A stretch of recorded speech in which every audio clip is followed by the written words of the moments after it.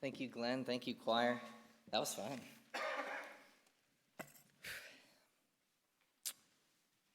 I don't know if y'all are aware of this, but our town is haunted. Now, some basic research will tell you that most towns of a certain size, to which Carrollton fits perfectly into, are haunted. So if you are driving around on a certain time of night and you want to go see some interesting things, go to the Purple Mansion, go to the upper floor, and you will see sights. You will see sounds, and you may be a little scared. I now know why all those restaurants keep failing. The ghosts don't like barbecue. They don't like the coffee shop. I'm worried about everything going on there. Carrollton, of course, is not the only town that is haunted. All across America, we're full of haunted towns. Even if you go to Savannah, that whole city has based their entire industry on being haunted. It's incredible. There was another town that was also haunted, and the kids would tell a story. It was kind of their version of a coming-of-age thing. Obviously, you would go through school, you'd graduate, you'd get a job. But for the kids of this town, their coming-of-age was to see the village monster, to see the town legend. And it was known. If you went at a certain time in the night and you went to the cemetery and you sat amongst the tombstones and you waited, if you were at the right time and in the right place, you would hear it faintly first, a clink, clink, clinking sound. And by then, if you were smart, and most of the kids were smart, you would leave. You would go home and you would talk to your mom and she would make you some milk and you would just go to sleep. But a few kids would stay longer, and rumors have come in from that story that if you were sticking through it and you were brave enough, maybe you were a group and you could wait and see, you would see the monster. Chains dangling behind it, completely covered in mud and blood, long, long dark hair. And if it saw you, it would screech. And then the race was on. And you could run away, and who knows how many kids were lost to this village. But you would run, and you would run, and you would hear the screeching echoing in the trees around you as you went through the tombstones, just praying you got to see your family again. You survived. And kids would grow up in this town, and they would know this place is haunted.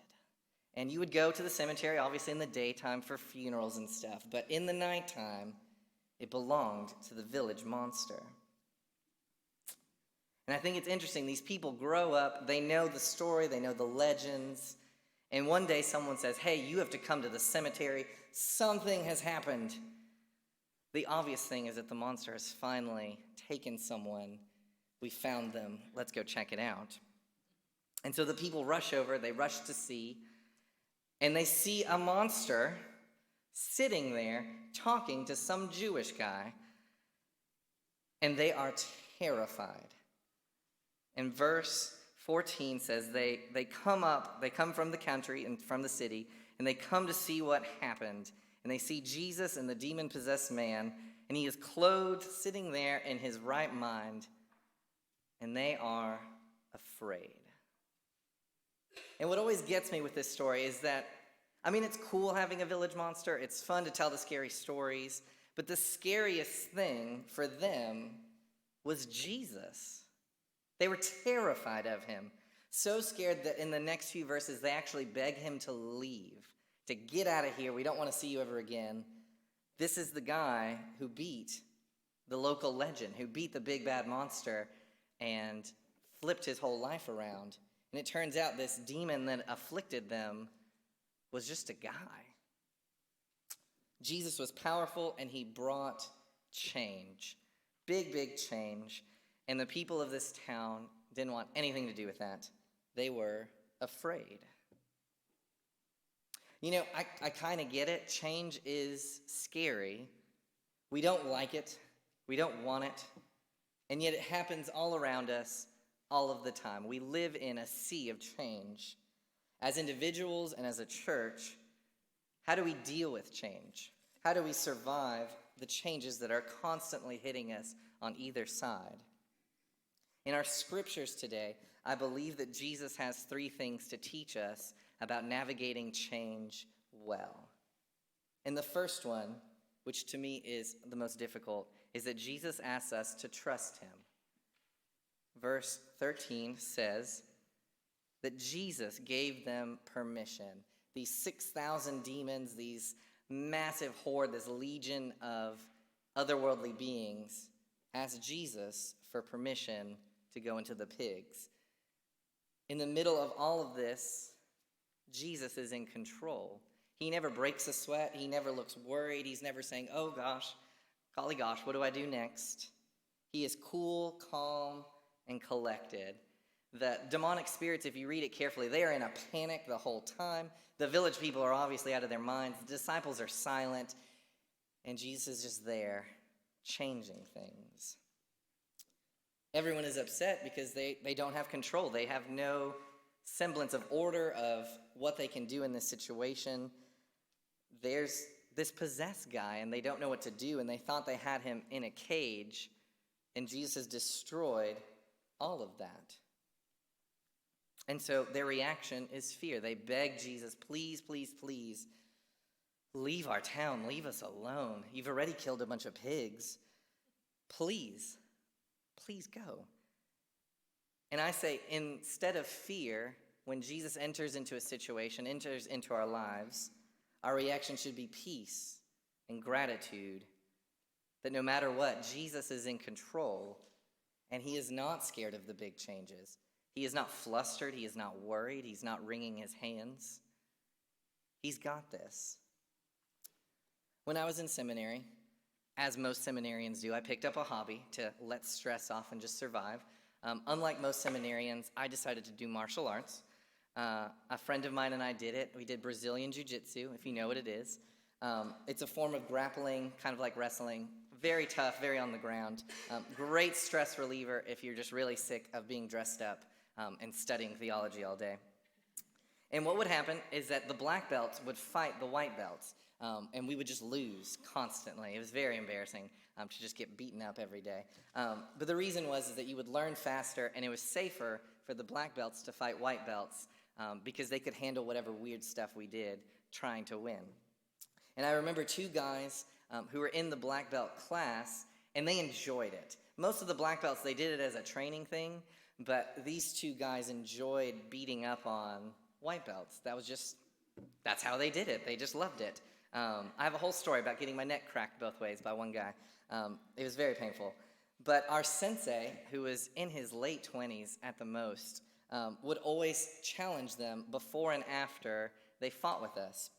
He was a late 20s guy, blonde curly hair, and this really big smile. He also happened to be like a 7th degree black belt in jiu-jitsu, judo, karate, one of those people.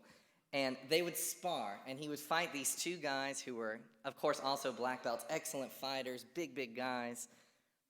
And they'd do everything they could. They'd be sweating, they'd be cursing, lots of cursing. Occasionally there'd be blood. They'd just be fighting it out. And he would always have this little smile on his face. And he'd flip them and pin them and just get them just in an arm bar and all this stuff. And it didn't even bother him. He barely ever broke a sweat because to him, they were practice. They were his warm-up before he started working out. And when I think of Jesus, and when I think of how confident and in control Jesus is of our situations, I think of that smile. Not a boastful smile, not a proud, haughty, oh, I'm better than you, look what I can do smile, but just this confident, I've got this smile. And I think of Jesus asking us to trust him. And to be honest, I struggle with this point the most. There's a whole 3-point sermon to go, but you're doing great. But I struggle with this one because that means I have to let go of control and let Jesus take control. Let him be the one in charge. Let him be the one calling the shots. Change does that. It usually reveals how we're trusting, how we're feeling, our confidence and where that lies. Change, unfortunately or fortunately, depending on how you look at it, shows us how little in control we actually are. And this verse today says, flip that attitude. Don't be resentful. Be grateful that you can see where Jesus is Lord and where you are not. Second thing, Jesus asks us to be uncomfortable. As we said before, the people just beg on hands and knees for him to leave. The monster's gone. A bunch of pigs are dead. Who knows what else Jesus might do in the next few days if he stays around. if he opens up shop. God help us if he starts a church and starts healing people and all sorts of weird stuff. It's interesting. They're more worried about the potential loss of all the money lost from these pigs than they are about the healed man. Because he's not a monster. He's just a man suffering from some severe problems. Jesus removed the familiar in order for them to grow, in order for this man to grow and be healthy and whole again. And normality, unfortunately, whether it is good or bad, is comfortable. And we like being comfortable. I mean, that's just a basic thing.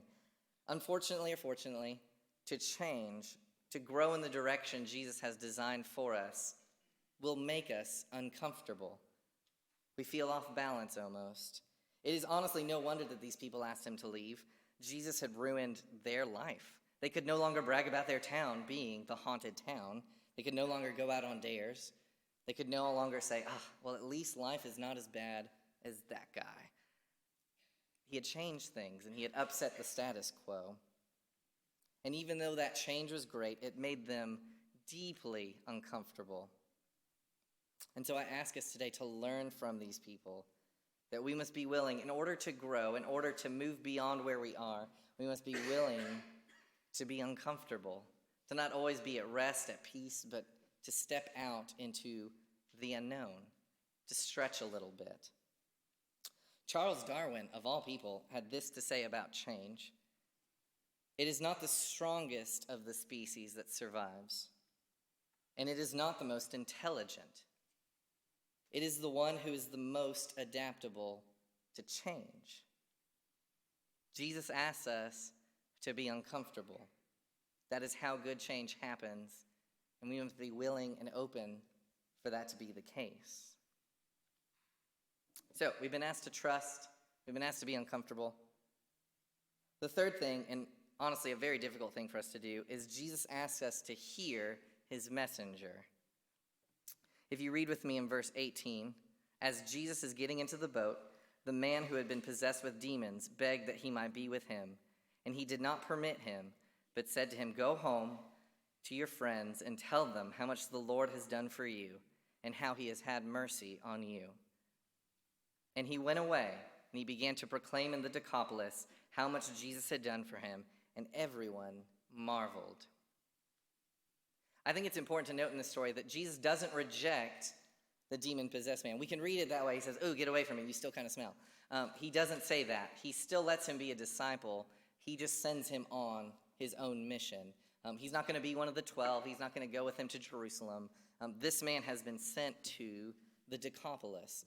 If you don't know what that is, that simply means the 10 cities. So in this area, there were 10 large Roman cities. So if they're in a village, think bigger, think cities, think Atlanta. Maybe not quite Atlanta size, but there's 10 of them, and he sends them off to preach what God has done for him. And it says that he did, that he went away and he told everyone. And I love the last verse, and everyone marveled. And I think about those townspeople again. I'm stuck on the townspeople. Did they shun him? Did they just not let him into the village and say, "We know who you are. We know where you came from. Please stay out"? And he was forced to go to the 10 cities? As this man's story grew in fame and it became known, I don't know, we'll just call him John. John is a great preacher, and man, he used to be demon-possessed, but he really turned his life around with Jesus. You should go hear him. Did the townspeople scoff and say, "Well, let me tell you about all the pigs we lost. How dare he?" And they miss Jesus himself and his action in the world. They miss salvation coming to this man. It never says that they thank God or glorify God for anything that he has done, just because they're just sad about the pigs and they don't like where the messenger is coming from. Crazy, but it does happen. It happens all the time. And yet Jesus asks us to hear who he has sent as his messenger, especially if we don't consider them worthy of giving that message. Jesus has this interesting habit, I'll say interesting habit, of picking people that don't fit our molds, that don't make us feel comfortable, and inserting them into our lives and saying, "This is the word of the Lord. This is what I see." These messengers that come at angles from us, almost seeing things sideways as we do, and say, "Oh, I see your weak points. I see some things that you could do better." And typically, we don't enjoy that. No one likes being picked at or overviewed or surveyed. I remember the church before here, I would preach to the youth 2 or 4 times a week, and then every once in a while I would preach to one of the adult services, and I would be given an outline and I could fill out my illustrations, but the rest of the sermon was already presented. And our associate pastor was in his early 30s, so kind of my age, but just a little bit older, and he was a motivational speaker and a strong man. He just did the church work for fun, but his main job was to be a motivational speaker. And I have to tell you, he was excellent at it. When I met him, he weighed 350 pounds, so keep in mind, strong man. So this was a strong man. He had apparently weighed 450 pounds when he was serious about it, but he had slimmed down. And he would call me the week after I would preach, and he'd say, "Oh, let's meet in the sanctuary." And I'd just skip on down, just full of life and joy, and typical youth pastor just out of seminary stuff. And he would critique. He would say, "Oh, good, I pulled up the recording of the sermon. Let us go step by step and look at everything you did wrong." And see, all of y'all have had jobs, and you've been in this situation. I was fresh out of seminary. I had a master's degree. I had spoken before. And I thought, who is this guy? This isn't even your job, man. Like, what's the deal? And he would say, "Oh, you needed to make eye contact better when you made that point. Or you need to cast your voice so in case the mic dies, the person in the back can still hear you. Why did you move your hands like this?" And I'll say, "Oh, like this?" And he'd say, "Yes." Never do that again. And there it is. I already broke his training. He was not gentle. He was not overly kind about it. He just wanted me to not be as bad as I was. And at the end of it, he would smile and say, "All right, let's see next time." And then he would walk out, and we wouldn't talk the rest of the week. It was very strange. And my point is, we've all started our professions. We've all been in school. We've all been in that situation where we think we've got it. You know, you think, "I'm pretty good at this. I have a handle on what is about to happen. Let's go." Everyone seems pretty nice about it. And then someone just comes in and they say, "Ooh, let's pick that up a little bit. Let's cut the little corners here and just tighten everything up. And you're okay." And they'll tell you, "You're okay. You've got potential. But let's push that up a little bit." And even though I didn't enjoy it, we've all had that feeling of, "Ooh, really?" His words were a great service to me. It was a gift that he was giving me of cutting out all these bad habits and pointing out all these things, drilling ruthlessly for months, methodically, just drilling down on, "Did you know that you say sometimes when you speak? You need to never say again." I say, "Oh, okay." And then 3 weeks later, "You know you've inserted like instead of Let's cut that out." Ruthless, just over and over and over again, until I could step into it and I could do a good job, until I could get a 3 out of 4 stars instead of 2 stars, until the word of the Lord could be heard and you weren't distracted by my arms waving about. You see, God works changes in our lives for our growth and for our good. He has a plan, and we all have a place and we have a purpose in it. And he asks us to trust him. He asks us to be willing to be uncomfortable. And he will send us messengers to teach us, to grow us, to push us, to honestly make us hurt a little bit sometimes. And we don't like that. We push back. And yet Jesus invites us. This is true in our lives, in our personal individual lives, and it is true in the life of our church. Change is coming, and it is coming soon. A new senior pastor brings in lots of changes. Some of them we will love, and some of them will say, "Ooh, can he really? I don't like this too much." And God willing, we will be uncomfortable enough and willing to hear enough to have growth and to grow with the senior pastor and to grow where God is guiding us in this grand plan. If you hear only one thing today and you've snoozed this whole time, that's totally fine. I understand. It happens. Braves played long. What are you going to do? Hear this. Jesus Christ is in charge of change. And that is a hopeful word. It is Jesus who chooses to change things in our lives. And it is he who is running the boat, as we would say. It is he who chooses to love us, and it is he who ultimately made the biggest change in our lives. He decided to go to the cross and change our relationship with God, to open the way for him to come and have relationship with him. He is the Lord, and he is the Lord of change. He invites each of us into relationship with him, into fellowship with him, and he blesses us as we live through this sometimes strange, sometimes chaotic world. I will ask you today, will you put your trust in him? Amen.